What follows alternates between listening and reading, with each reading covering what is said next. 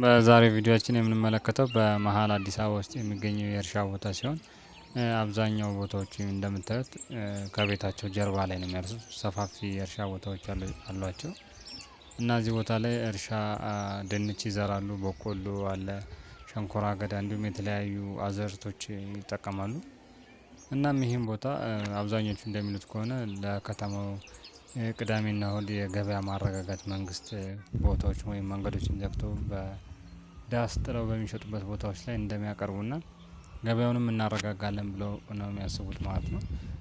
እውነትም ገበያውን የሚያረጋጉ ይመስላሉ። ምክንያቱም ከፍተኛ የሆነ እርሻ ቦታ ነው ያላቸው እና ቪዲዮውን እስከ መጨረሻው ብትመለከቱት ቆንጆ ቆንጆ የሆነ ቦታዎችን ቀርጬላችኋለሁ። እንደምታዩት መሀል ከተማ ላይ ነው፣ መሀል አዲስ አበባ ላይ ማለት ነው። ከቤታቸው ጀርባ ላይ ፊት ለፊት ስታዩት ፎቆች ምናምን አሉ።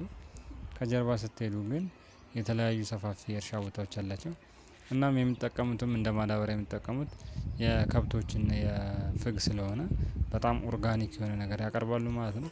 እኔ በጣም አፕሪሼት አድርጌያቸዋለሁ። እናንተም ቪዲዮን ከወደዳችሁት ላይክ ማድረጋችሁ እንዳትረሱ።